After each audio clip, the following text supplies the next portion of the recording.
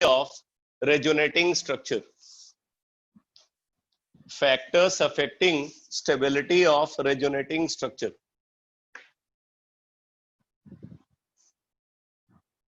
Factors affecting stability of resonating structure. इसमें first point लिखो. First point लिखो, अनचार्ज structure. Uncharged structure, that is uncharged structure, that is non-polar structure. Uncharged structure, that is non-polar structure, are more stable than that of charged structure. Are more stable than that of charged structure. तो अनचार्ज structure की stability charged structure की stability से ज्यादा होती है. जैसे देखो, अगर हमारे पास ये कंपाउंड है,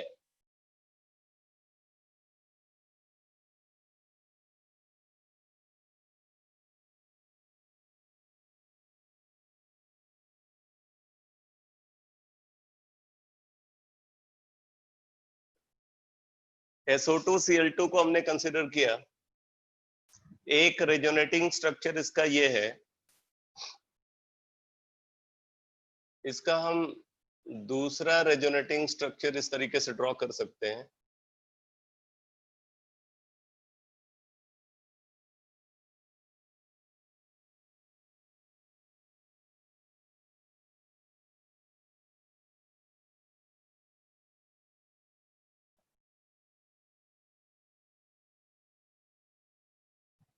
और इसका एक रेजोनेटिंग स्ट्रक्चर हम ये भी ड्रॉ कर सकते हैं.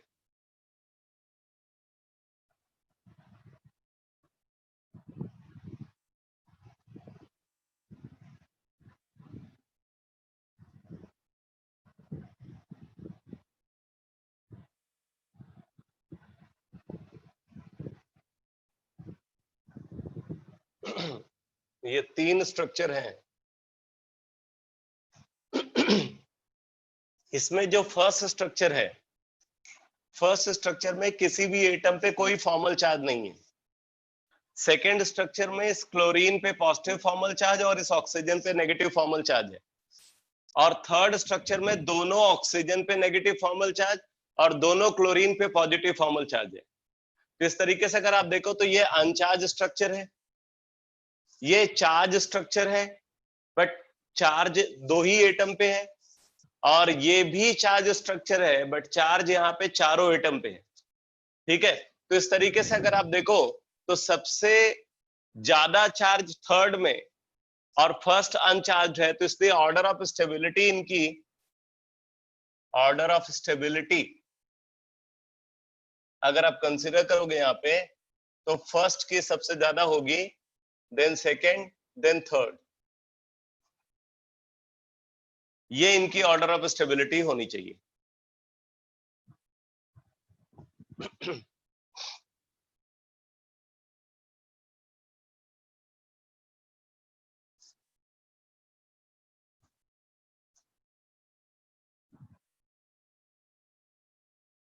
नोट कर लिया इसको.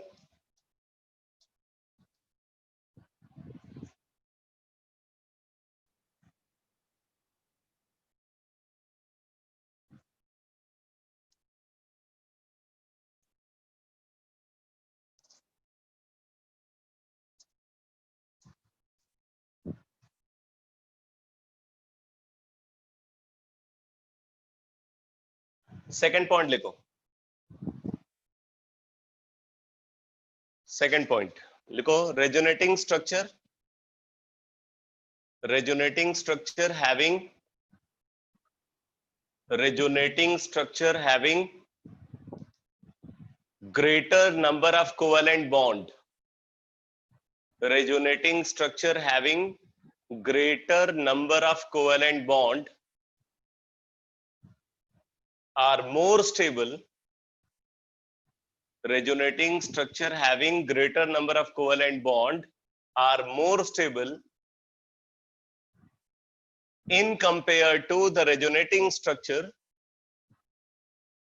in compared to the resonating structure having lesser number of covalent bond, in compared to the resonating structure having lesser number of covalent bond.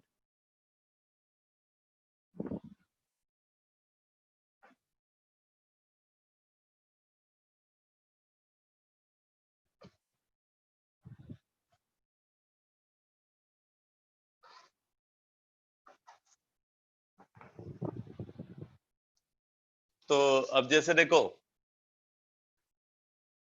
अगर हमारे पास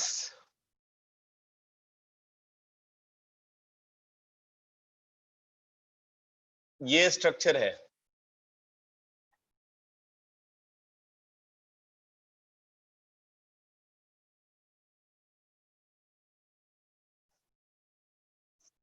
और दूसरा स्ट्रक्चर हम ये कंसिडर कर रहे हैं,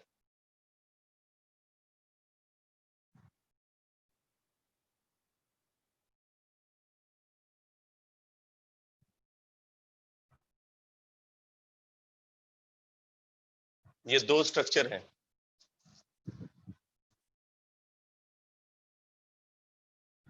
अब इन दोनों की स्टेबिलिटी को कंपेयर करना है तो आपको इसमें कोवेलेंट बॉन्ड का नंबर ज्यादा दिख रहा है। सेकेंड वाले स्ट्रक्चर में कोवेलेंट बॉन्ड का नंबर ज्यादा है इन कंपेयर टू फर्स्ट, तो therefore second is more stable then that of first. Structure 2 is more stable then that of structure 1, number of covalent bond ज्यादा होने की वजह से। थर्ड पॉइंट लिखो,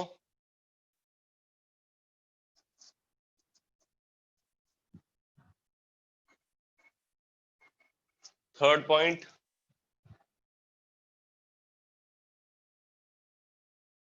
लिखो resonating structure in which octet of all atom, resonating structure in which octet of all atom is complete,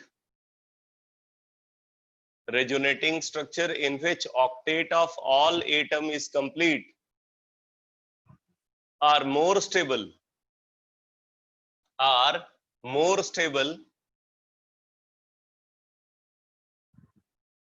in compared to that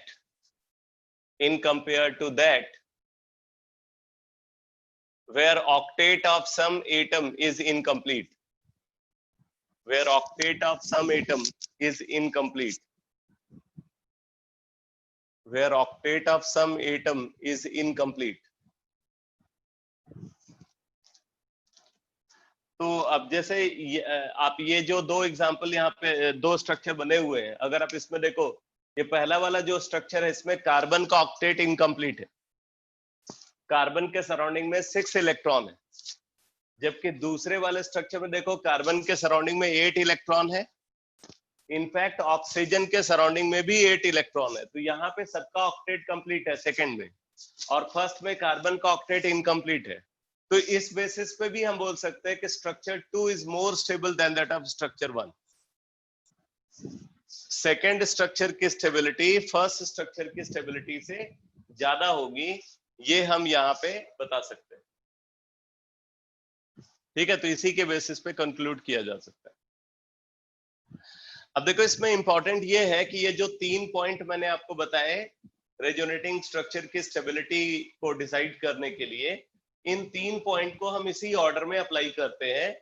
सबसे पहले हम देखेंगे कि कौन सा स्ट्रक्चर अनचार्ज्ड है और कौन सा स्ट्रक्चर चार्ज्ड है, उसके बेसिस पर डिसाइड करेंगे अनचार्ज की स्टेबिलिटी चार्ज स्ट्रक्चर से ज्यादा होगी।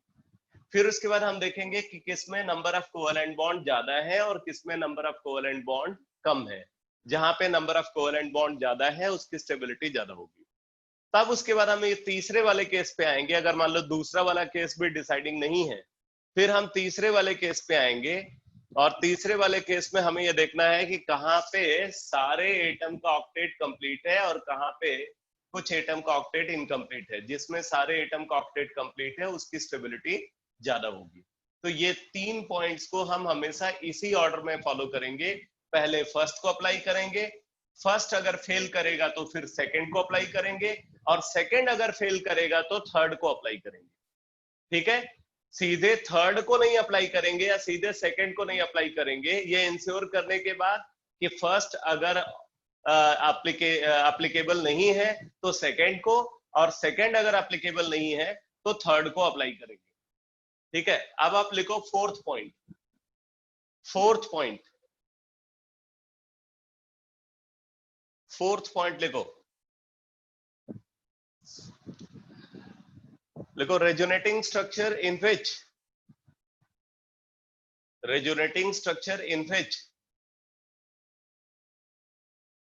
negative charge is present on more electronegative atom. Resonating structure in which negative charge is present on more electronegative atom and positive charge is present on less electronegative atom, and positive charge is present on less electronegative atom will be more stable,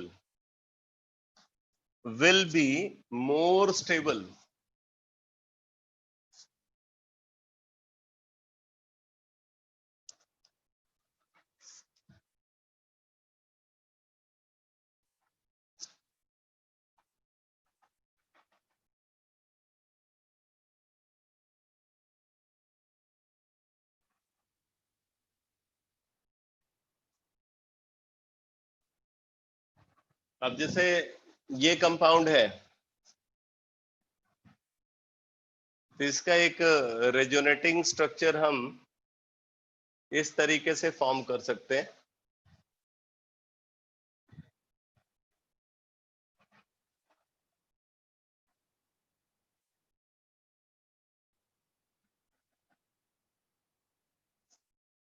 एक resonating structure ये बनेगा, और इसका एक resonating structure हम ऐसे भी form कर सकते हैं।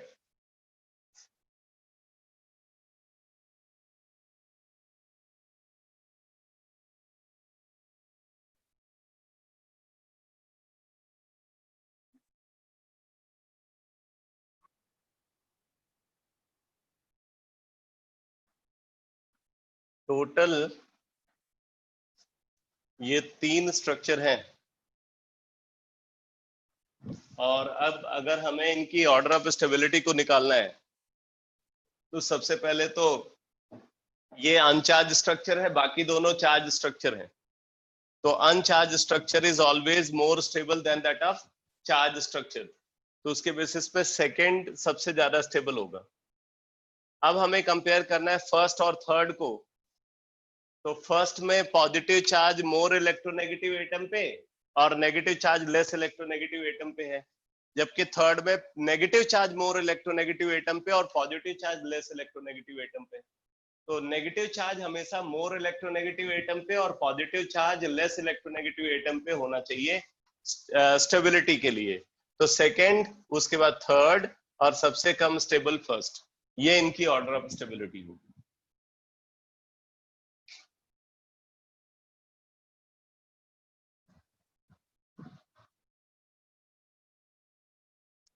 बट इस फैक्टर को हम तब अप्लाई करेंगे जब पहले 3 केसेस एप्लीकेबल नहीं होंगे। जब पहले 3 केसेस के बेसिस पे कोई कंक्लूजन हम ड्रॉ नहीं कर पाते, तब हम ये फोर्थ फैक्टर इसके आगे वाले केसेस को कंसीडर करेंगे।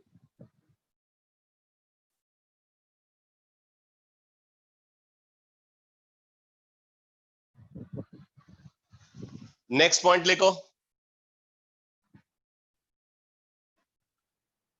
लिखो, among polar structure,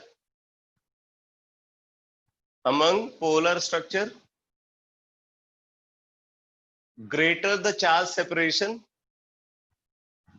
among polar structure, greater the charge separation, among polar structure greater the charge separation between like charges among polar structure greater the charge separation between like charges, greater will be its stability, greater will be its stability. अब क्योंकि आपको पता है कि like charges repel each other, तो अगर like charges का separation ज्यादा है तो रिपल्सन कम होगा, और रिपल्सन कम होगा तो स्टेबिलिटी ज्यादा होगी.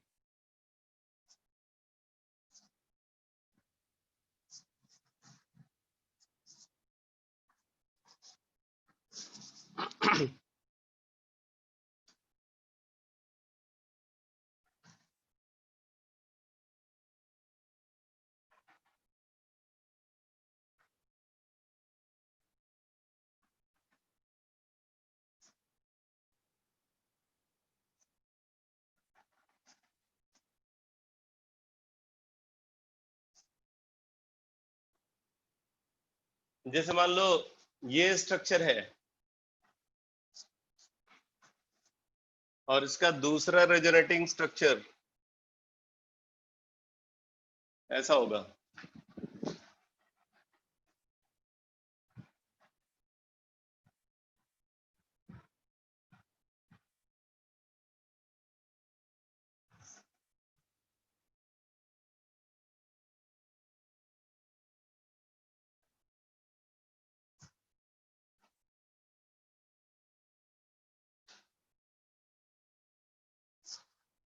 अब हमें इन दोनों की स्टेबिलिटी को कंपेयर करना है. तो आप देखो यहाँ पे लाइक चार्जेस का सेपरेशन ज्यादा है और यहाँ पे लाइक चार्जेस का सेपरेशन कम है. लाइक चार्जेस का सेपरेशन इसमें कम है और इसमें लाइक चार्जेस का सेपरेशन ज्यादा है. तो लाइक चार्जेस का सेपरेशन जितना ज्यादा होगा रिपल्सन उतना कम होगा, स्टेबिलिटी उतनी ज्यादा होगी. तो यहाँ पे first is more stable then that of second. First is more stable then that of second, ये हम बोल सकते हैं.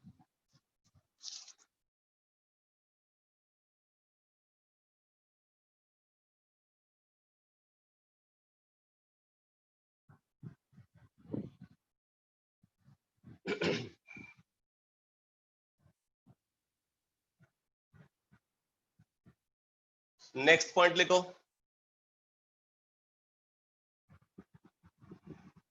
among polar structure, among polar structure, among polar structure greater the charge separation, among polar structure greater the charge separation between unlike charges, among polar structure greater the charge separation between unlike charges, lesser will be its stability, lesser will be its stability. Unlike charges का separation जितना ज्यादा होगा उनकी stability उतनी कम होगी, क्योंकि unlike charges के बीच में अट्रैक्शन होता है, तो वो जितने पास होंगे उतना ज्यादा अट्रैक्शन होगा. अगर ज्यादा अट्रैक्शन है तो पोटेंशियल एनर्जी कम होगी, स्टेबिलिटी ज्यादा होगी. तो अब जैसे देखो, अगर यहाँ पे पॉजिटिव चार्ज है और यहाँ पे पॉजिटिव चार्ज है,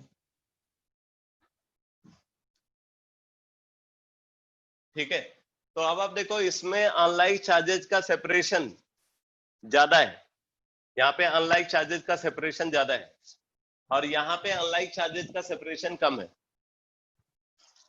अनलाइक चार्जेस का सेपरेशन इसमें ज्यादा है, इसमें अनलाइक चार्जेस का सेपरेशन कम है. तो अब अगर स्टेबिलिटी के पॉइंट ऑफ व्यू से देखें तो क्या होना चाहिए, ऑर्डर बताओ.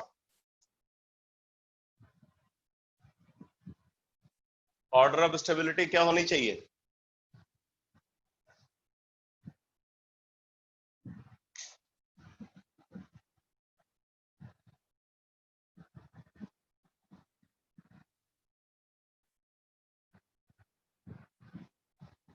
सेकंड की स्टेबिलिटी फर्स्ट से ज्यादा होनी चाहिए. लेकिन एक फैक्टर और देखो जरा, एक और फैक्टर है यहाँ पे, इसमें negative charge more electronegative atom पे है और यहाँ पे negative charge less electronegative atom पे है कि नहीं? यहाँ पे नेगेटिव चार्ज ऑक्सीजन पे है, मोर इलेक्ट्रोनेगेटिव एटम, और यहाँ पे नेगेटिव चार्ज कार्बन पे है, लेस इलेक्ट्रोनेगेटिव एटम। तो अब अगर ऐसी सिचुएशन आ रही है तो हम यहाँ पे बेसिकली चार्ज सेपरेशन को ज्यादा इंपॉर्टेंस देंगे, चार्ज सेपरेशन को ज्यादा इंपॉर्टेंस दी जाएगी ऐसी सिचुएशन में। तो इसमें अनलाइक चार्जेस का सेपरेशन कम है और यहाँ पे अनलाइक चार्जेस का सेपरेशन ज्यादा है, तो इस वजह से इसकी स्टेबिलिटी ज्यादा होगी क्योंकि इसमें अट्रैक्शन ज्यादा होगा।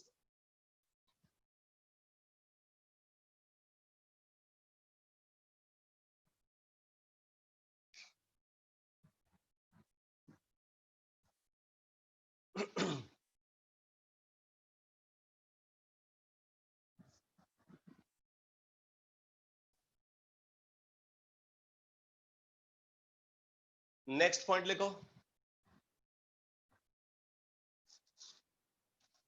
Next point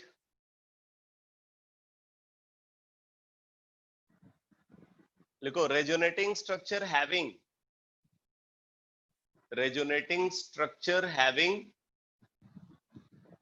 abnormal bond length and bond angle. Resonating structure having abnormal bond length and bond angle are highly unstable and therefore possess least contribution in resonance hybrid,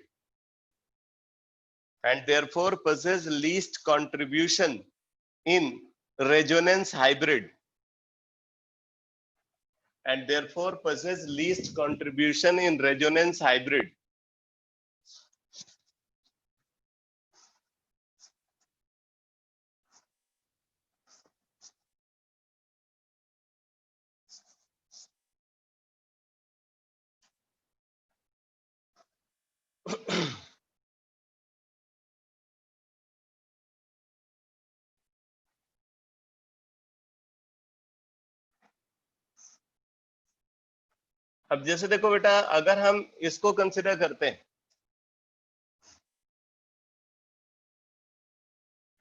और इसको कंसिडर करते हैं,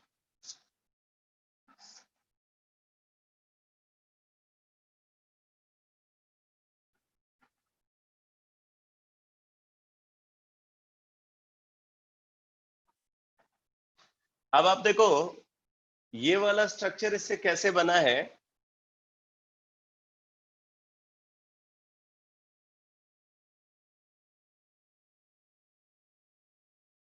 एक मिनट,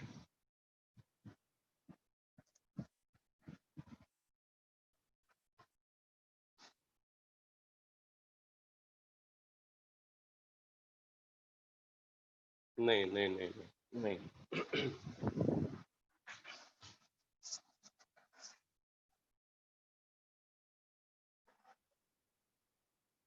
अगर हम इसको कंसिडर कर रहे हैं,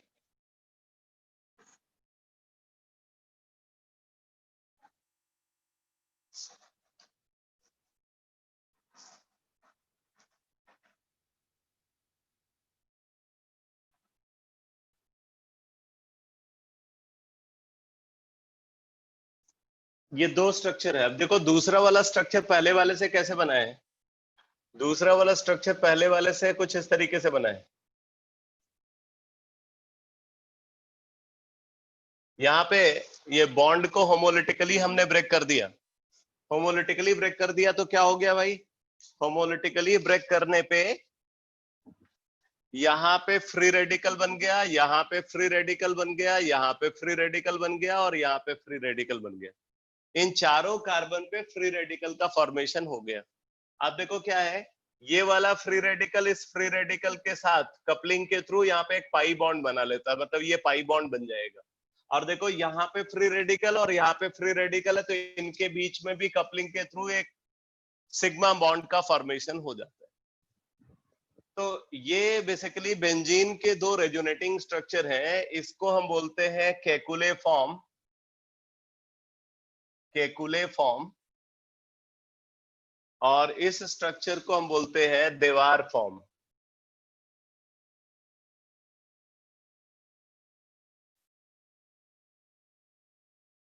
अगर दीवार फॉर्म जो बेंजीन का है, अगर इसको कंसीडर करें तो इसमें ये वाला जो बॉन्ड लेंथ है, ये वाला जो बॉन्ड है इसकी लेंथ एबनॉर्मल होती है, ठीक है।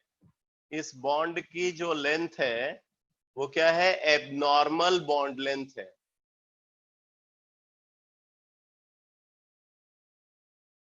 ये बॉन्ड लेंथ जो कार्बन कार्बन सिंगल बॉन्ड की बॉन्ड लेंथ है उससे भी ज्यादा होती है।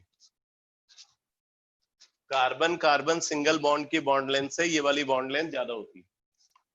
और आप देखो एक और प्रॉब्लम है इस स्ट्रक्चर में, ये एंगल जो आप यहाँ पे देख रहे हो, अगर इस एंगल को कंसीडर किया जाए तो ये एंगल भी एबनॉर्मल है, एबनॉर्मल बॉन्ड एंगल है।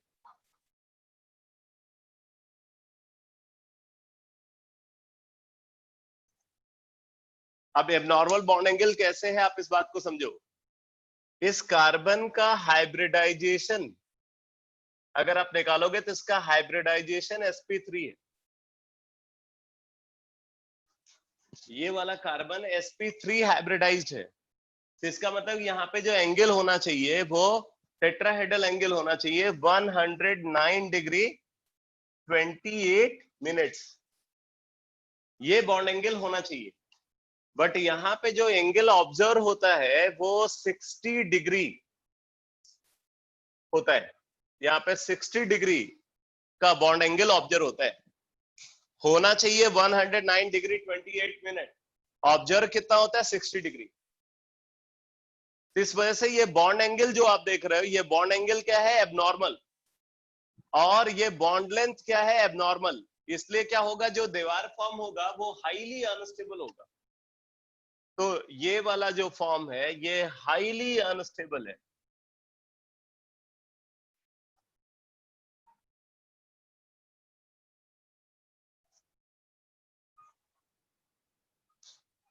ये वाला फॉर्म हाईली अनस्टेबल है, इसलिए इसका कंट्रीब्यूशन बेंजीन मतलब बेंजीन के रेजोनेंस हाइब्रिड में क्या होगा, नेग्लिजिबल कंट्रीब्यूशन होगा।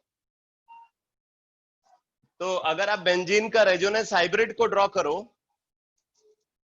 तो बेंजीन का रेजोनेंस हाइब्रिड में जो डीलोकलाइज्ड बॉन्ड होते हैं, डीलोकलाइज्ड बॉन्ड, वो इस तरीके से अरेंज होते हैं। जबकि अगर ये वाला फॉर्म एग्जिस्ट करे, आप अगर देखो इसके 3 दीवार फॉर्म होने चाहिए। एक अगर मैं अगर इसके सिर्फ दीवार फॉर्म को ड्रॉ करूं तो एक तो ये होना चाहिए,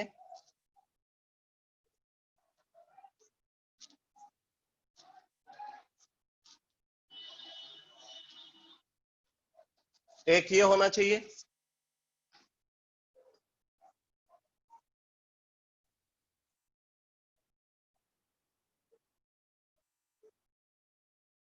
और एक ये होना चाहिए। अगर दीवार फॉर्म एग्जिस्ट करता तो ये 3 स्ट्रक्चर होने चाहिए, और अगर ये 3 स्ट्रक्चर है तो फिर इसका जो रेजोनेंस हाइब्रिड है बेटा, इसका रेजोनेंस हाइब्रिड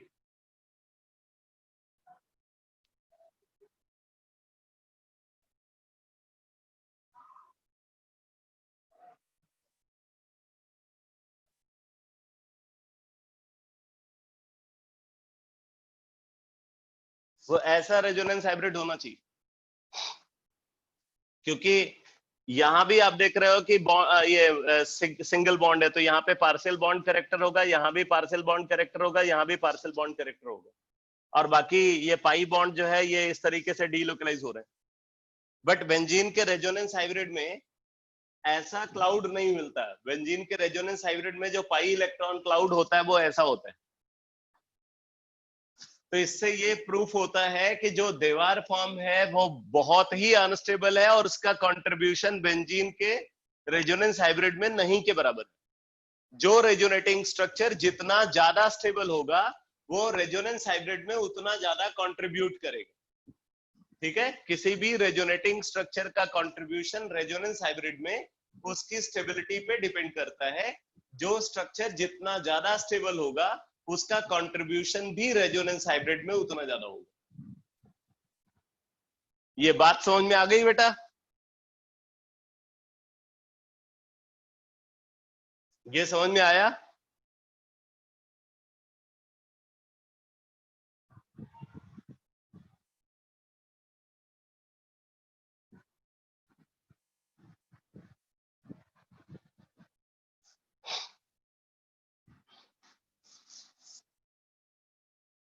तो ये तो बात हो गई फैक्टर्स अफेक्टिंग रेजोनेटिंग स्ट्रक्चर की, factors affecting stability of resonating structure.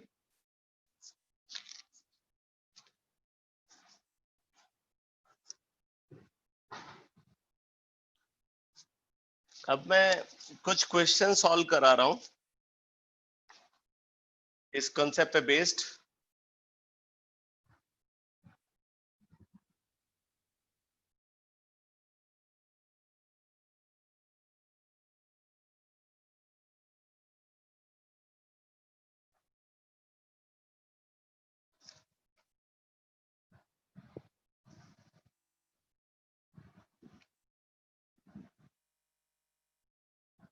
Question लिखो, most stable resonating structure, most stable resonating structure of given cation, most stable resonating structure of given cation is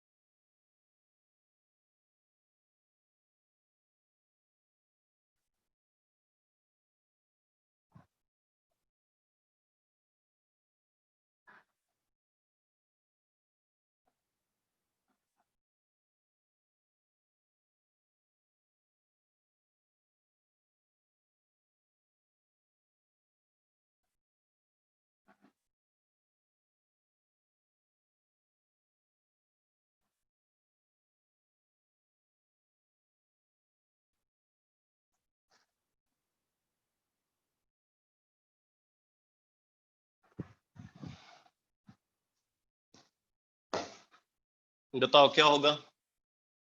सबसे stable resonating structure इनमें से कौन सा होगा?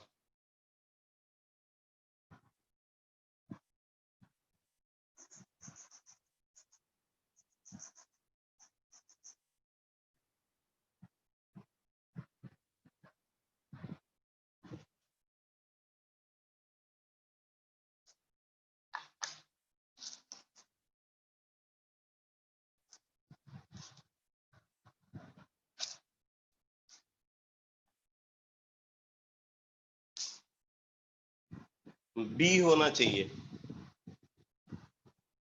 क्यों होना चाहिए? नंबर ऑफ कोवेलेंट बॉन्ड सबसे ज्यादा है। हाँ एकदम सही है। क्योंकि इसके नंबर ऑफ कोवेलेंट बॉन्ड सबसे ज्यादा है, इसलिए बी सबसे स्टेबल रेजोनेटिंग स्ट्रक्चर होगा। ठीक है, क्योंकि यहाँ पे number of covalent bond maximum है, इसलिए इसकी स्टेबिलिटी सबसे ज्यादा होगी।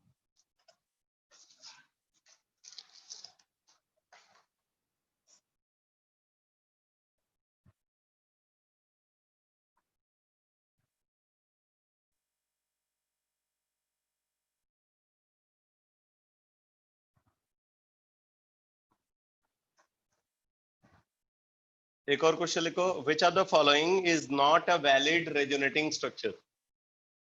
विच are the following is not a valid resonating structure.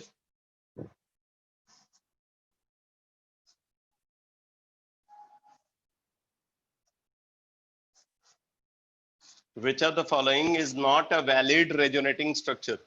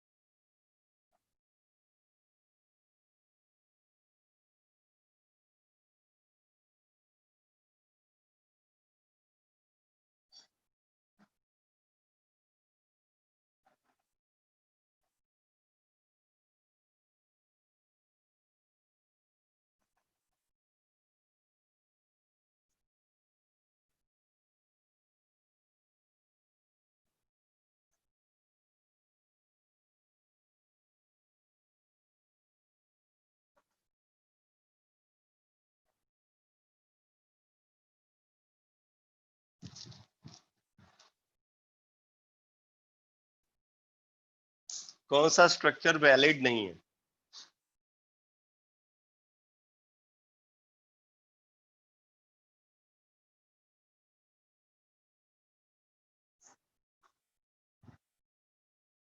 D. क्यों क्यों वैलिड नहीं है?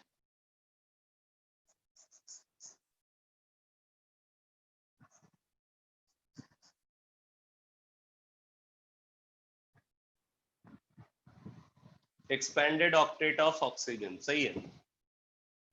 यहाँ पे ऑक्सीजन का ऑक्टेट एक्सपैंड कर रहा है, इसलिए स्ट्रक्चर डी इज इनवैलिड।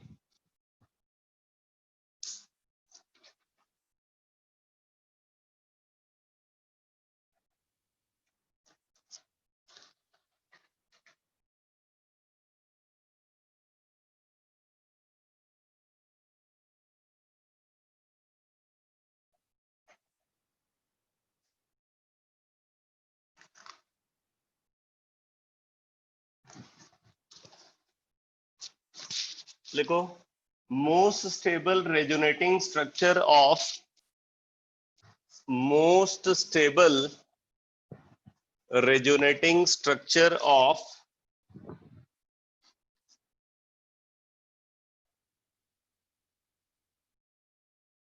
ये कार्बोकेटायन गिवन है।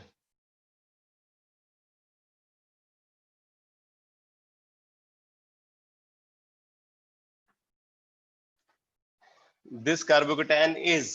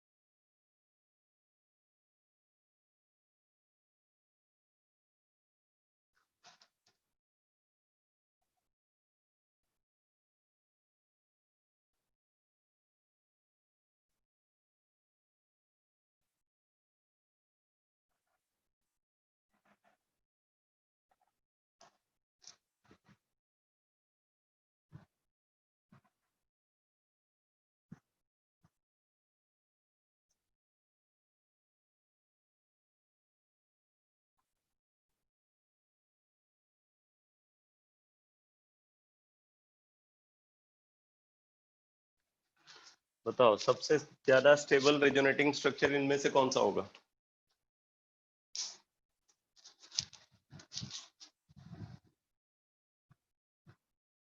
B option, B option is correct. अच्छा क्यों होगा?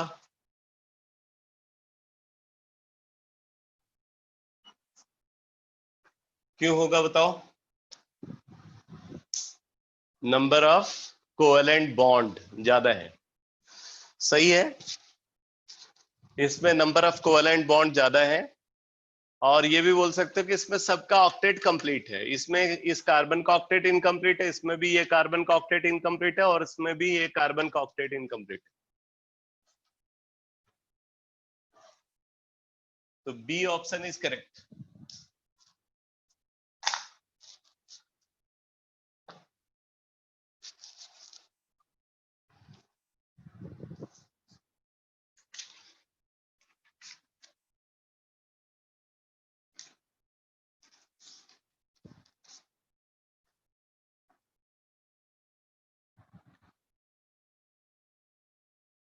एक और क्वेश्चन लिखो, compare relative stability,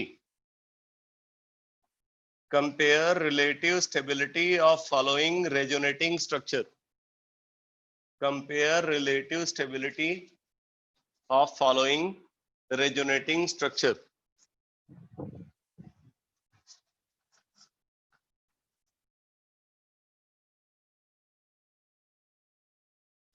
Compare relative stability of following resonating structure: CH3, NH positive, double bond CH, CH negative, CH double bond CH2.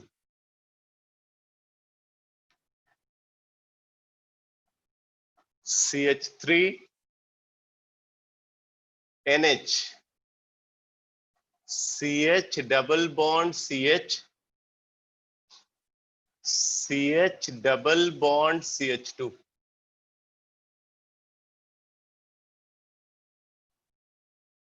CH3, NH, CH negative, CH double bond CH, CH2 positive.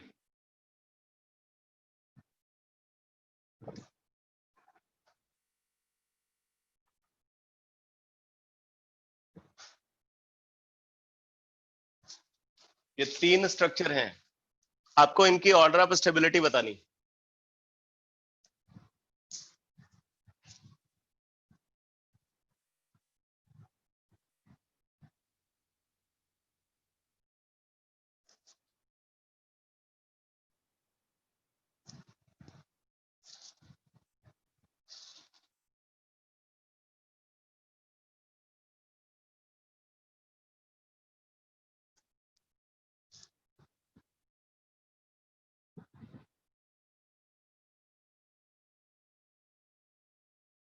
B is greater than C is greater than A. B is greater than C is greater than A.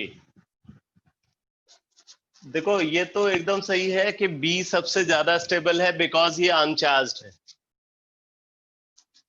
B uncharged है इसलिए सबसे ज्यादा stable है, A और C charged है। अब अगर हम A को कंसिडर करें तो A में क्या दिख रहा है? अनलाइक चार्जेस का सेपरेशन कम दिख रहा है, और C में अनलाइक चार्जेस का सेपरेशन ज्यादा दिख रहा है। C में अनलाइक चार्जेस का सेपरेशन ज्यादा दिख रहा है, A में अनलाइक चार्जेस का सेपरेशन कम दिख रहा है। तो अनलाइक चार्जेस का सेपरेशन जितना कम होगा स्टेबिलिटी उतनी ज्यादा होगी। तो B is greater then A is greater then C। B is greater then A is greater then C, ये होना चाहिए।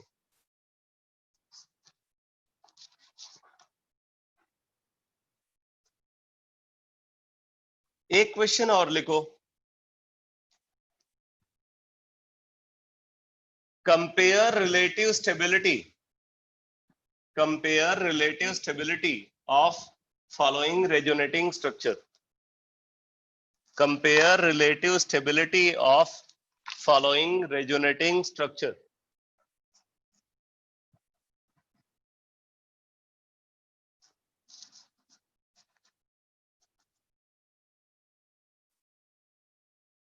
CH3O, CH double bond CH, single bond CN,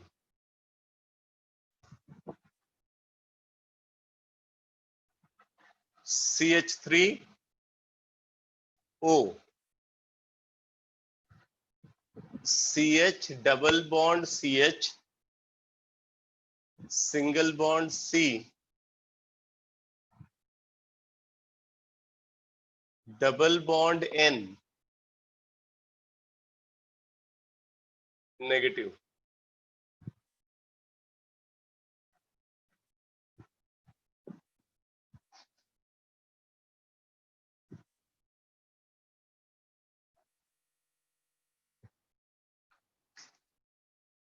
CH3O, double bond CH, single bond CH negative, C triple bond N।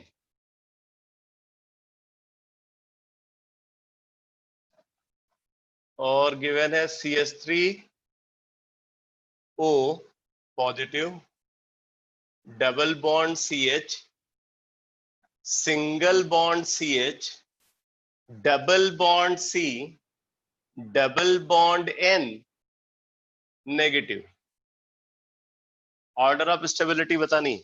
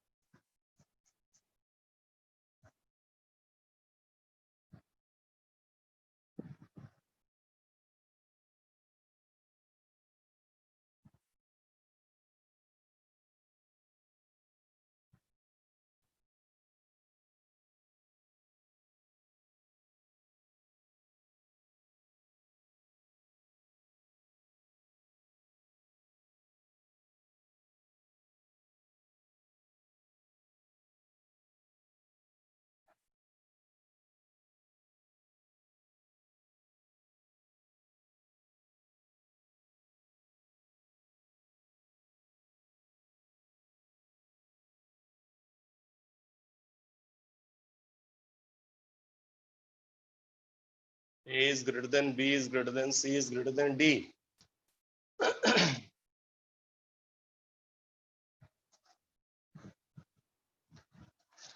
ए की stability सबसे ज्यादा होगी because A uncharged है, इसमें कोई दुरा नहीं।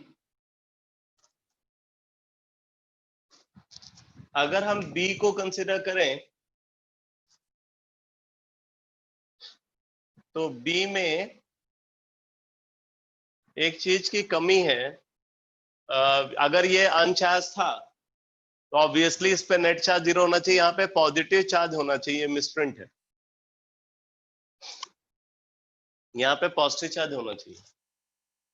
तो आप देख रहे हो इसमें कार्बन का ऑक्टेट इनकम्प्लीट है, इसमें कार्बन का ऑक्टेट इनकम्प्लीट है।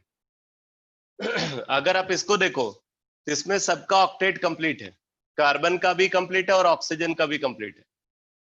इसमें भी आप देखोगे ऑक्टेट सबका कंप्लीट है, ऑक्टेट इसमें भी कंप्लीट है और ऑक्टेट यहां भी कंप्लीट है। अब अगर यहां पे कंसीडर किया जाए तो इधर अनलाइक चार्जेस का सेपरेशन ज्यादा है, यहां पे अनलाइक चार्जेस का सेपरेशन कम है। तो इस हिसाब से अगर आप देखो तो C की स्टेबिलिटी D से ज्यादा होनी चाहिए और B की स्टेबिलिटी सबसे कम होनी चाहिए, क्योंकि B में एक एटम का ऑक्टेट इनकम्प्लीट है। तो ऑर्डर होना चाहिए A C D बी, ए सी डी बी होना चाहिए. A is greater than C is greater than D is greater than B.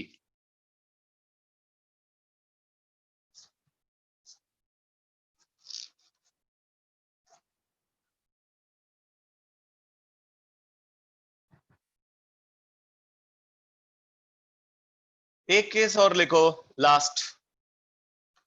देखो, most stable resonating structure is, most stable resonating structure is,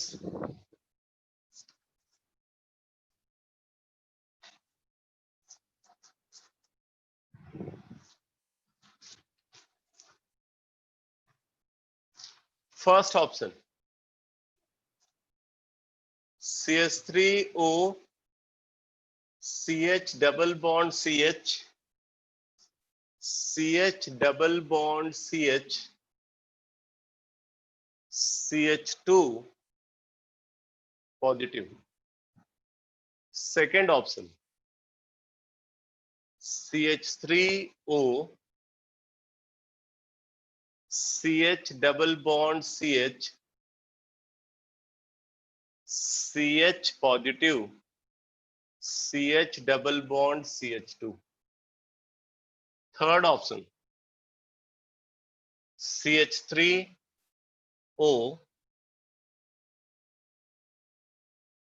CH positive, CH double bond CH,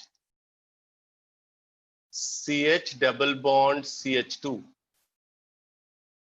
Fourth option CH3O double bond CH positive, CH double bond CH, CH double bond CH2.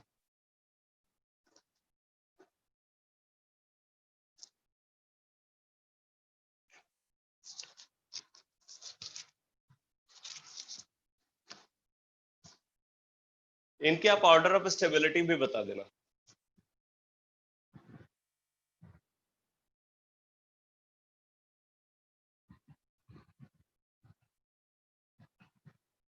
Order of stability भी बताना.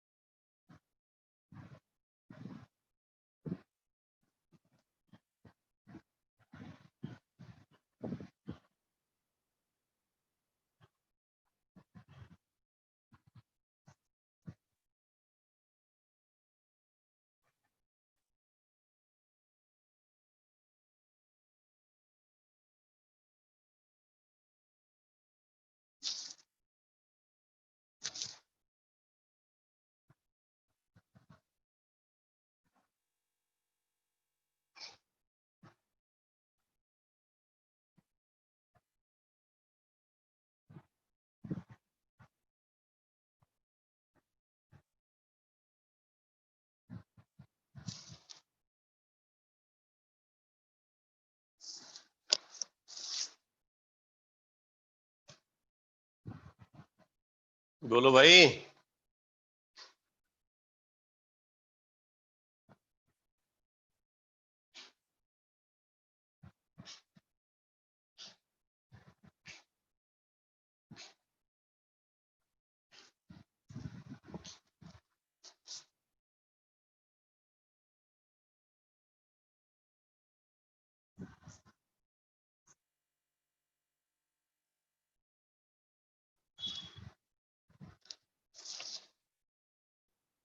अच्छा देखो, इसमें D तो सबसे ज्यादा stable है, इसमें कोई दो राय है नहीं, क्योंकि number of covalent bond D में सबसे ज्यादा है।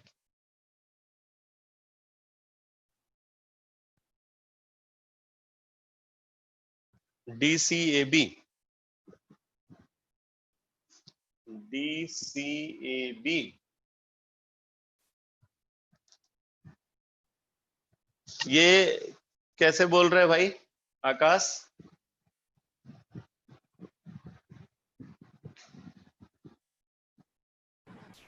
सर इसमें डी में सबसे ज्यादा बॉन्ड्स हैं, इसलिए सबसे ज्यादा स्टेबल। हाँ, ठीक है। उसके बाद सी में लोन पेयर के साथ जस्ट अटैच ऑक्सीजन वो पॉजिटिव है। ठीक है। मतलब इलेक्ट्रॉन रिच एटम के बगल में पॉजिटिव चार्ज है। सर उसके बाद हाँ, सर जो ए ऑप्शन है उसमें कॉन्टिन्यूस है, और उस बी ऑप्शन में कॉन्टिन्यूस नहीं है। ए ऑप्शन में कॉन्टिन्यूअस रेजोनेंस है और बी ऑप्शन में कॉन्टिन्यूस। कॉन्टिन्यूअस रेजोनेंस नहीं है। अ, देखो, डी के बाद सी है, ये एकदम सही है। ठीक है, डी के बाद सी है, ये एकदम सही है। क्यों सही है, जरा इस बात को समझना। ये ऑक्सीजन के पास दो लोन पेयर है, मतलब ये एक इलेक्ट्रॉन रिच एटम है, उसके बगल में पॉजिटिव चार्ज है। मतलब सिचुएशन आप वैसे ही समझो जैसे यहाँ पे पॉजिटिव चार्ज हो और यहाँ पे नेगेटिव चार्ज हो। दो अनलाइक चार्जेज अगर पास होते हैं तो उनके बीच में अट्रैक्शन ज्यादा होता है। तो यहाँ पे ये नेगेटिव चार्ज तो नहीं है इस पे, बट ये इलेक्ट्रॉन रिच है लोन पेयर होने की वजह से। तो पॉजिटिव चार्ज इसके जितना पास होगा, स्टेबिलिटी उतनी ज्यादा होगी। तो इसलिए डी के बाद सी हो जाएगा। ठीक है। अब अगर हम ए और बी को कंसिडर करें, अगर ए और बी को कंसिडर करें, तो देखो क्या सिचुएशन है। ए में जब इलेक्ट्रॉन का डीलोकलाइजेशन शुरू होगा, तो वो इलेक्ट्रॉन का डीलोकलाइजेशन इस तरीके से होगा, ये यहां गया, ये यहां गया, ये यहां गया। एक ही डायरेक्शन में इलेक्ट्रॉन ट्रांसफर होता रहेगा। और अगर आप बी को देखो, तो बी में इलेक्ट्रॉन ट्रांसफर कैसे होगा, ये यहां गया, ये यहां गया, और अगर इसकी बात करें तो ये इधर आएगा। तो आप देख रहे हो यहां पे इलेक्ट्रॉन ट्रांसफर जो है ना, ये अपोजिट डायरेक्शन हो रहा है, क्रॉस क्रॉस रेजोनेंस है ये। आप देख रहे हो इसमें इलेक्ट्रॉन ट्रांसफर इस डायरेक्शन हो रहा है और इधर इलेक्ट्रॉन ट्रांसफर इस डायरेक्शन हो रहा है।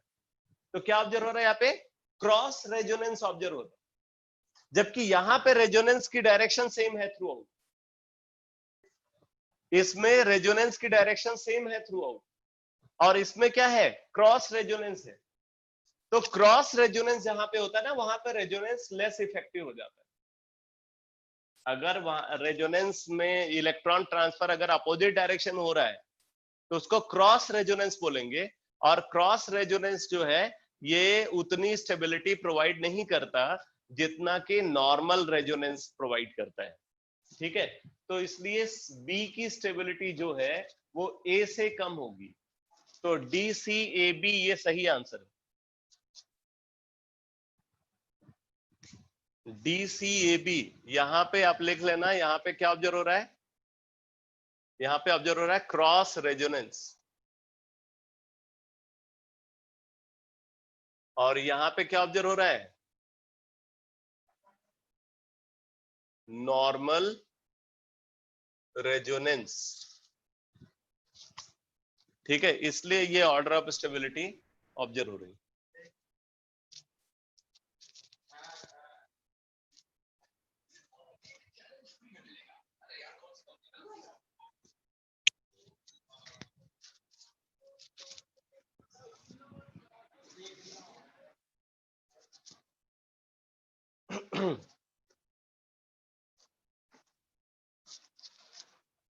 तो ये तो बात हो गई फैक्टर्स अफेक्टिंग रेजोनेटिंग स्ट्रक्चर की। आप देखोगे बुक्स में और भी क्वेश्चन आपको मिल जाएंगे। जनरल ऑर्गेनिक केमिस्ट्री की वैसे बुकलेट भी शेयर करवा दिया है मैंने, जो अपलोड करा दिया है ऐप पे, क्लास प्लस ऐप पे। तो आप जो है वहां से भी अब आप क्वेश्चन कर सकते हो। अब मैं नेक्स्ट कॉन्सेप्ट डिस्कस करने जा रहा हूं, लिखो resonance energy. Resonance energy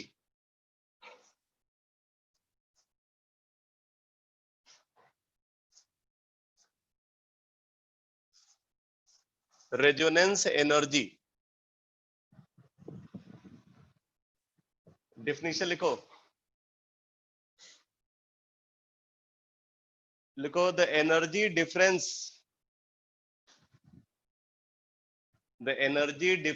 between most stable canonical form, the energy difference between most stable canonical form and resonance hybrid, the energy difference between most stable canonical form and resonance hybrid is called resonance energy, is called resonance energy.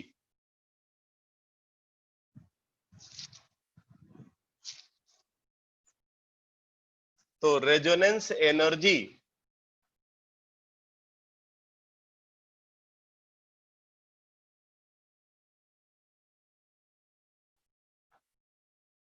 is equal to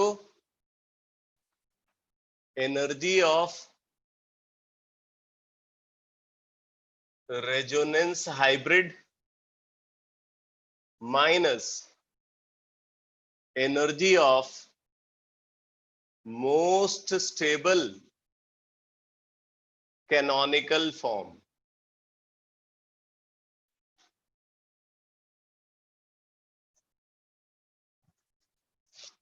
Energy of resonance hybrid minus energy of most stable canonical form, इसको बोलेंगे resonance energy, और ये value हमेशा negative होती है. Resonance energy is always negative. आप इसको ऐसे भी समझ सकते हो, जैसे अगर मान लो इस एक्सेस पे हम एनर्जी को कंसीडर कर रहे हैं in increasing order, energy value नीचे से ऊपर की तरफ इंक्रीज कर रही है. ठीक है, अगर मान लो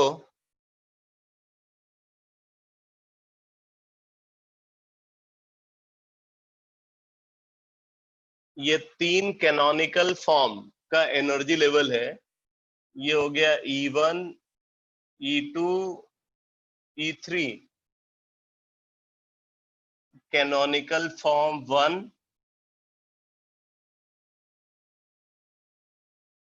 canonical form 2 and canonical form 3.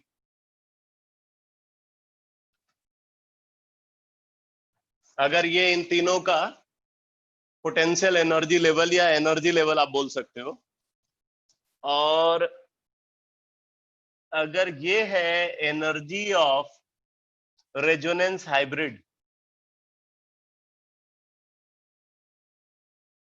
तो एक बात हमेशा याद रखना कि जो रेजोनेंस हाइब्रिड होगा उसकी एनर्जी कैनोनिकल फॉर्म की एनर्जी से हमेशा कम होती है.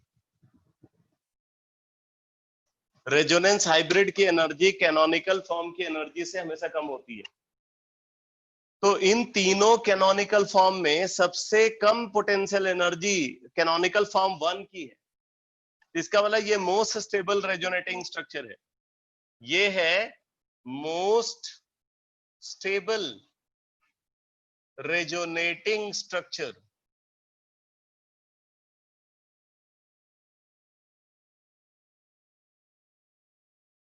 तो मोस्ट स्टेबल रेजोनेटिंग स्ट्रक्चर और रेजोनेंस हाइब्रिड का एनर्जी डिफरेंस को रेजोनेंस एनर्जी बोलेंगे. मोस्ट स्टेबल रेजोनेटिंग स्ट्रक्चर और रेजोनेंस हाइब्रिड की एनर्जी का जो डिफरेंस होगा उसको रेजोनेंस एनर्जी बोला जाएगा, जिसमें हम इसकी एनर्जी माइनस इसकी एनर्जी लेते हैं. तो आप देखो इसकी एनर्जी कम है और इसकी एनर्जी ज्यादा है, तो डिफरेंस क्या आएगा? नेगेटिव आएगा. इसीलिए रेजोनेंस एनर्जी हमेशा नेगेटिव होती है.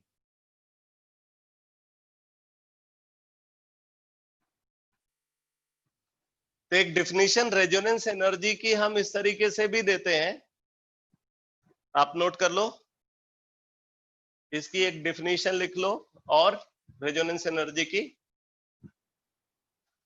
लिखो, the amount of energy evolve, the amount of energy evolve when most stable canonical form, when most stable canonical form of a compound, when most stable canonical form of a compound gets converted into its resonance hybrid, gets converted into its resonance hybrid,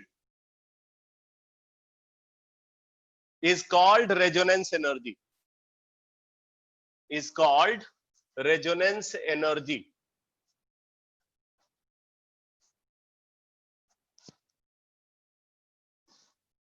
जैसे अगर हम consider कर रहे हैं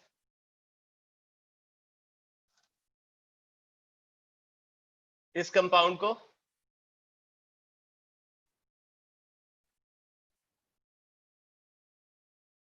ये compound है acrolein, इसको बोलते हैं एक्रोलीन। ये एक्रोलीन का मोस्ट स्टेबल रेजोनेटिंग स्ट्रक्चर है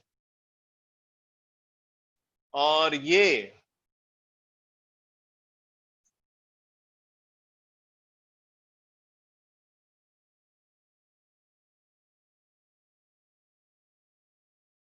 इसका रेजोनेंस हाइब्रिड है।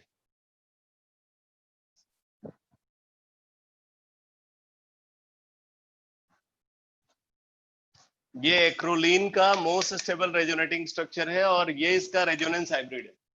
अगर इसका मोस्ट स्टेबल रेजोनेटिंग स्ट्रक्चर इसके रेजोनेंस हाइब्रिड में कन्वर्ट होता है तो इस रिएक्शन स्टेप की जो एंथैल्पी होगी, जो इस रिएक्शन की एंथैल्पी होगी, उसी को रेजोनेंस एनर्जी बोलेंगे।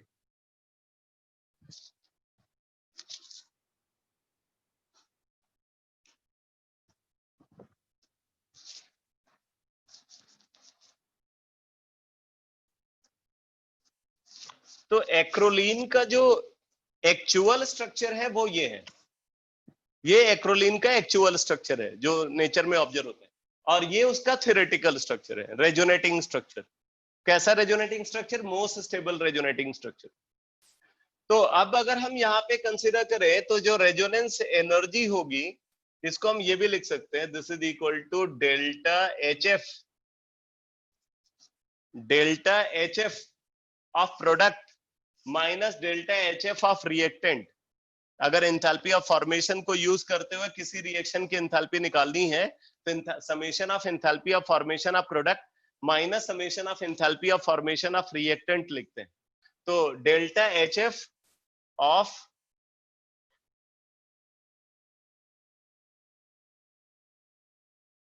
ये structure minus delta H F of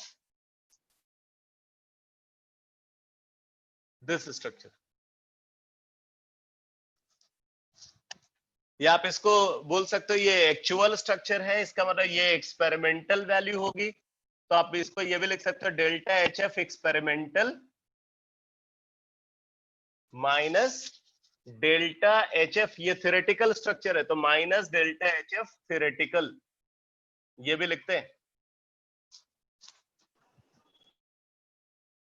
experimental heat of formation minus theoretical heat of formation, ये होगा रेजोनेंस एनर्जी।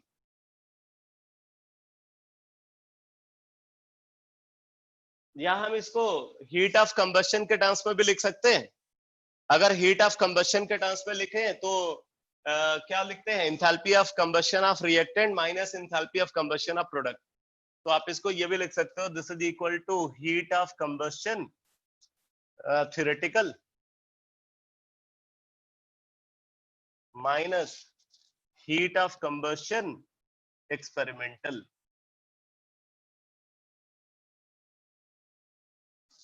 ये भी लिखा जा सकता है।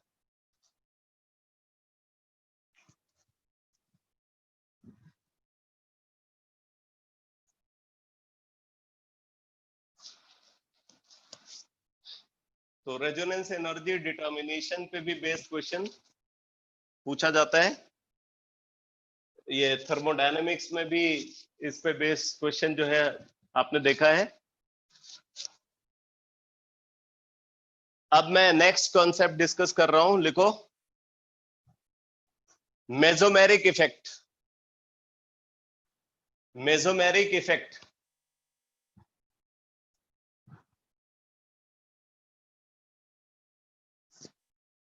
Mesomeric effect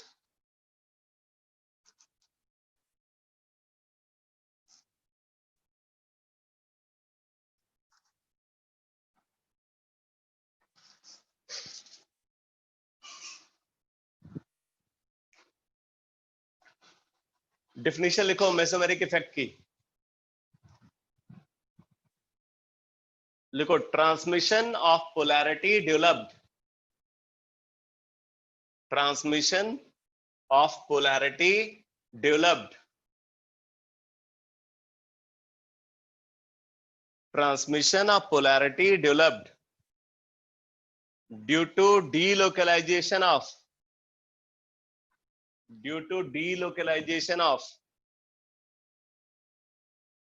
pi electron pair and lone pair.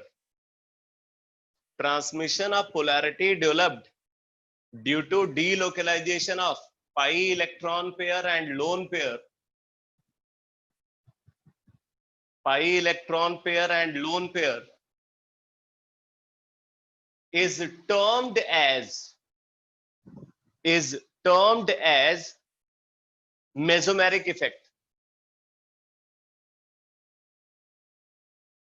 Transmission of polarity developed due to delocalization of pi electron pair and lone pair is termed as mesomeric effect. आगे लिखो, it is a permanent effect. It is a permanent effect and is a long range effect. And is a long range effect. जितने भी electronic displacement effect हम consider करते हैं उनमें ये अकेला लॉन्ग रेंज इफेक्ट है। आपने इससे पहले इलेक्ट्रोमैग्नेटिक इफेक्ट और इंडक्टिव इफेक्ट के बारे में पढ़ा है। इलेक्ट्रोमैग्नेटिक इफेक्ट भी शॉर्ट रेंज इफेक्ट होता है और इंडक्टिव इफेक्ट भी शॉर्ट रेंज इफेक्ट होता है। हाइपर कंजुगेशन को भी आप आगे पढ़ोगे तो वहां भी आपको वो शॉर्ट रेंज इफेक्ट दिखेगा। सिर्फ मेसोमेरिक इफेक्ट या रेजोनेंस इफेक्ट को ही हम लॉन्ग रेंज इफेक्ट बोलते हैं। ये अकेला लॉन्ग रेंज इफेक्ट है और ये परमानेंट इफेक्ट है।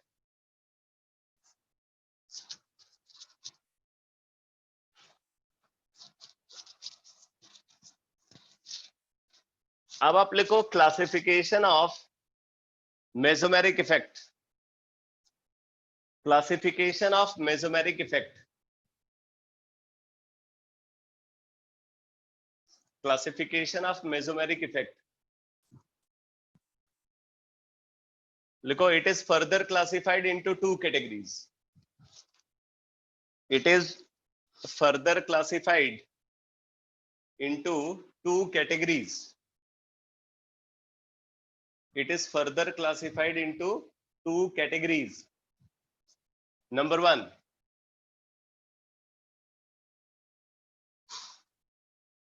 plus M effect, that is plus R effect.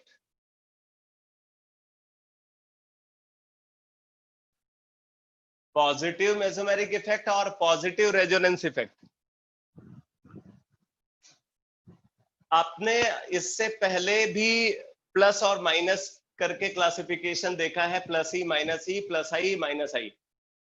आपने जहां भी प्लस इफेक्ट देखा है, प्लस इफेक्ट में हमेशा वहां पे इलेक्ट्रॉन डेंसिटी बढ़ती है। जैसे प्लस ई इफेक्ट में आपने क्या देखा?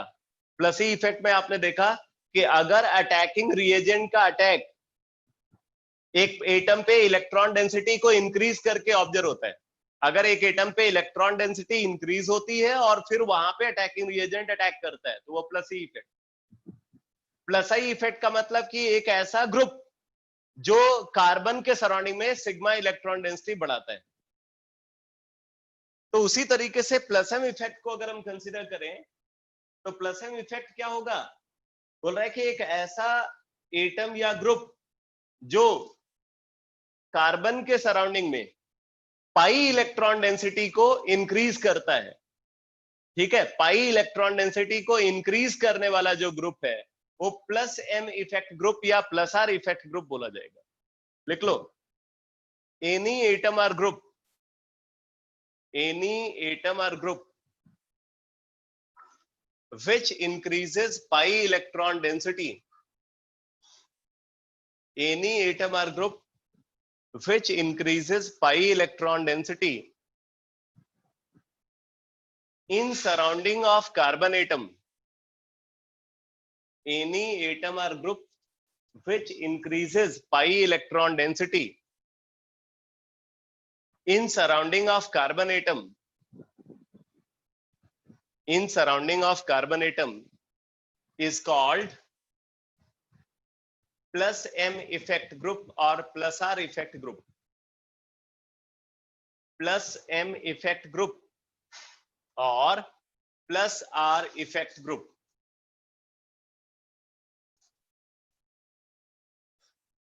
And this phenomena is called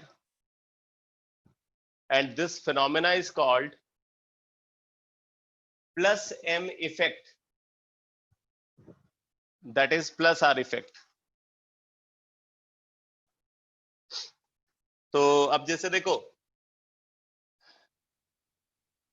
अगर हमारे पास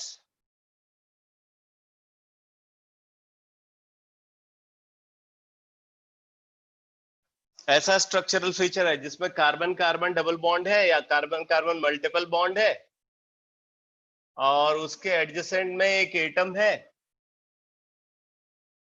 इस एटम के ऊपर लोन पेयर है और इसका ऑक्टेट कंप्लीट है, कंप्लीट ऑक्टेट।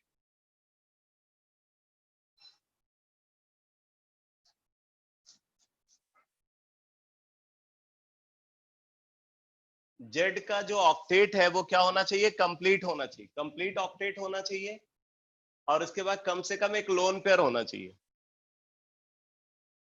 ये इसकी कंडीशन समझना कि जेड का ऑक्टेट कंप्लीट होना चाहिए और इसके ऊपर एक लोन पेयर अगर आपको दिखता है, एक लोन पेयर की प्रेजेंस अगर आपको दिखती है तो ऐसा ग्रुप हमेशा प्लस एम इफेक्ट दिखाएगा, तो ये प्लस एम इफेक्ट ग्रुप होगा।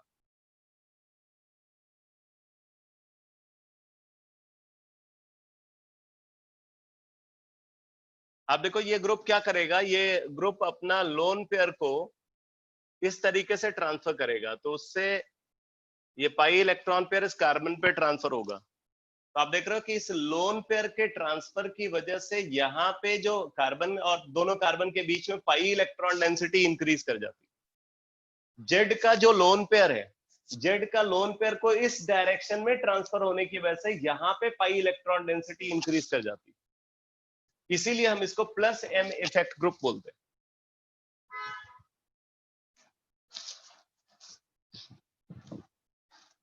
फॉर एग्जाम्पल जैसे OH ग्रुप है, OR ग्रुप है, NH2 ग्रुप है, NR2 ग्रुप है,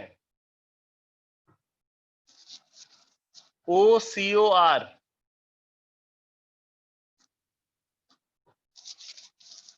SR एटसेट्रा।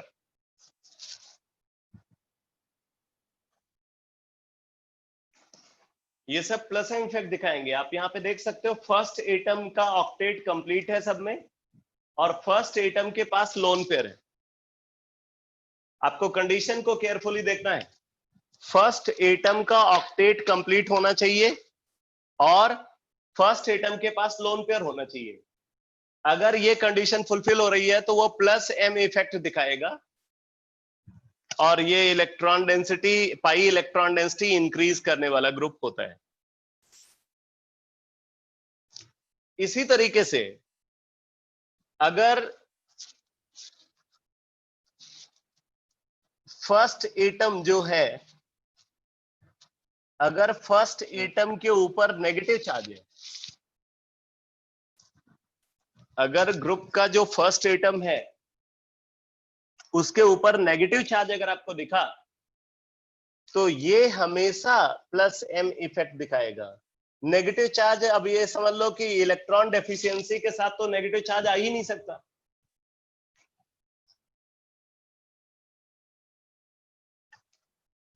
मैं बता देता हूं एग्जांपल में, OH है, OR है, NH2, NR2, OCOR। अगला एग्जांपल है SR, सल्फर, उसके साथ एल्काइल ग्रुप SR, एटसेट्रा।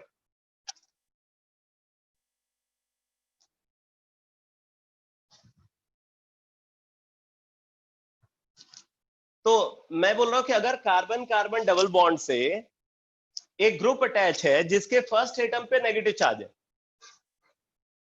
तो अगर किसी एटम पे नेगेटिव चार्ज है तो इसका मतलब वो इलेक्ट्रॉन डेफिशिएंट तो हो ही नहीं सकता। ठीक है, तो ऐसा ग्रुप हमेशा क्या दिखाएगा? प्लस एम इफेक्ट दिखाएगा। फॉर एग्जाम्पल, इसके एग्जाम्पल देखो, जैसे O नेगेटिव है, O नेगेटिव, NH नेगेटिव, ठीक है, S नेगेटिव,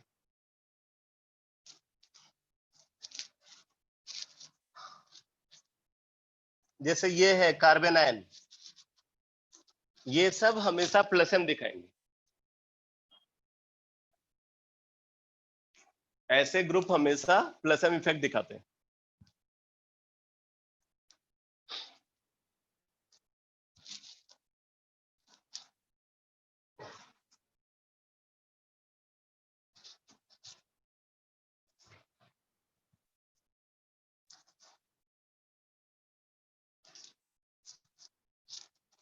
तो ये तो बात हो गई प्लस एम इफेक्ट की। अब आप लिखो minus M effect, that is minus R effect. Minus M effect, that is minus R effect.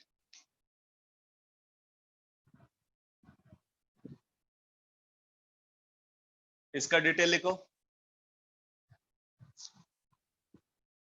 Any atom or group, any atom or group which decreases pi electron density,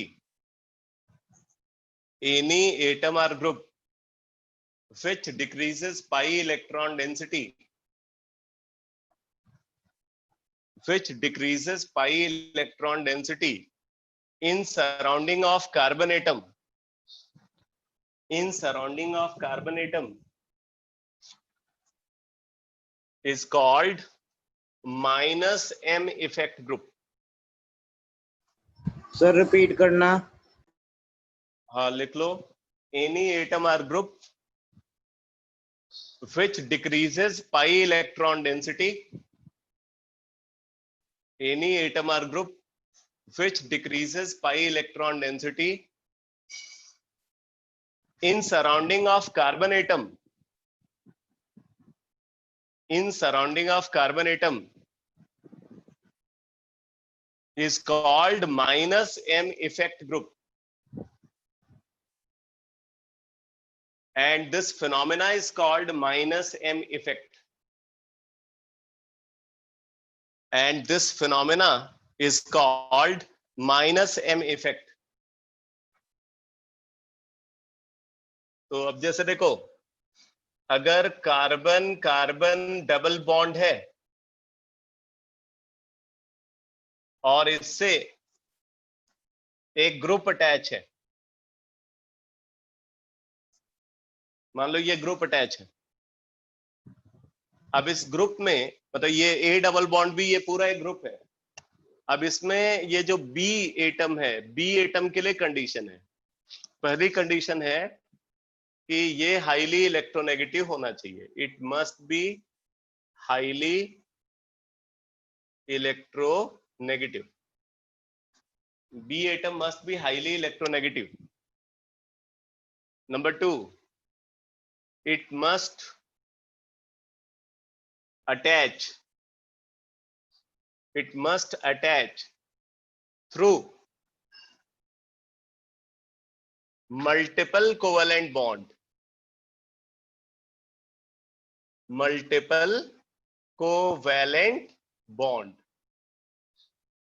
तो B को highly electronegative होना चाहिए और B को multiple covalent bond के through attach होना चाहिए with A. It must attach through multiple covalent bond with A, ये भी लिख सकते हो, with A. तो अब देखो, अगर मान लो ये कंडीशन फुलफिल होती है तो क्या होगा, B जो है वो हाईली इलेक्ट्रोनेगेटिव है, तो हाईली इलेक्ट्रोनेगेटिव है इसलिए ये पाई इलेक्ट्रॉन पेयर को अपने पास रखना चाहेगा, मतलब इसके नेगेटिव चार्ज एक्वायर करने की टेंडेंसी है, तो पाई इलेक्ट्रॉन पेयर B की तरफ जाएगा तो उससे A पे पॉजिटिव चार्ज डेवलप होगा, और अगर A पे पॉजिटिव चार्ज डेवलप होगा तो फिर ये क्या करेगा, अपनी इलेक्ट्रॉन डेफिशिएंसी को कम करने के लिए इस पाई इलेक्ट्रॉन पेयर को अपनी तरफ ट्रांसफर कराएगा। इससे क्या होगा, यहां पे इलेक्ट्रॉन डेंसिटी डिक्रीज कर जाएगी, ठीक है, ये जो पाई इलेक्ट्रॉन डेंसिटी है कार्बन के बीच में वो डिक्रीज कर जाएगी, इसलिए हम इस पूरे ग्रुप को, ये ग्रुप को हम क्या बोलेंगे, -m इफेक्ट ग्रुप बोलेंगे।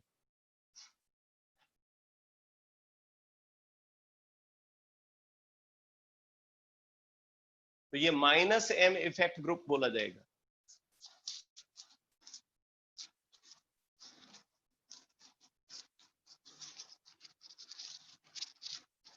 फॉर एग्जाम्पल, जैसे आप देखो साइनाइड है, नाइट्रो ग्रुप है, एल्डिहाइड है, कीटोन है, एसिड हैलाइड है, एटसेट्रा।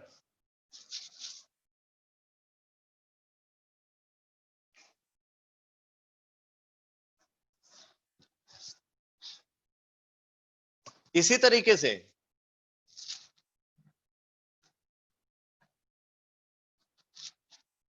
अगर जो ग्रुप हम कंसीडर करें, ग्रुप के फर्स्ट एटम पे अगर आपको पॉजिटिव चार्ज दिखे, अगर ग्रुप के फर्स्ट एटम पे पॉजिटिव चार्ज प्रेजेंट है तो ऐसा ग्रुप हमेशा -m इफेक्ट दिखाता है, ये हमेशा -m इफेक्ट दिखाने वाला ग्रुप होगा। फॉर एग्जाम्पल,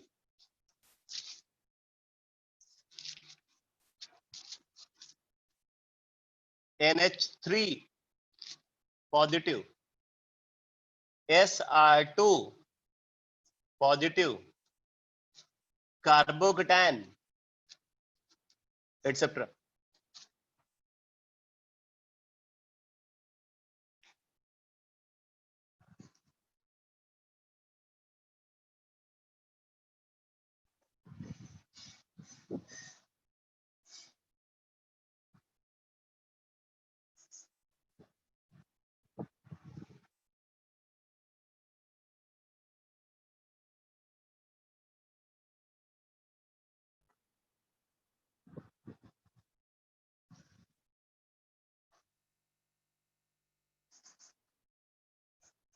नेक्स्ट हेडिंग डालो, order of mesomeric effect, order of mesomeric effect of various group, order of mesomeric effect of various group,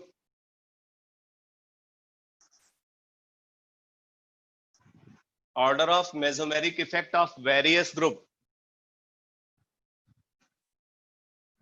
तो इसमें एक बड़ी सी टेबल आनी है डिस्कशन में, जिसमें लगभग 35 ग्रुप्स होंगे। तो वो 35 ग्रुप्स को हम एक पर्टिकुलर ऑर्डर में अरेंज करेंगे और उस ऑर्डर के साथ साथ वहां पे मैं कुछ और भी इंफॉर्मेशन आपको बताऊंगा, जैसे वो ग्रुप एक्टिवेटिंग ग्रुप है या डीएक्टिवेटिंग ग्रुप है, वो ग्रुप ऑर्थो पैरा डायरेक्टिंग है या मेटा डायरेक्टिंग है। ठीक है, बट ये पूरा डिस्कशन अब मैं कल की क्लास में करूंगा। तो कल जो है हम लोग पहले ये मेसोमेरिक इफेक्ट का ऑर्डर देखेंगे और फिर उसके बाद हम लोग मेसोमेरिक इफेक्ट के एप्लीकेशंस को डिस्कस करेंगे। ठीक है, तो मैं आज क्लास को यहीं पे कंप्लीट कर रहा हूँ। ओके बेटा।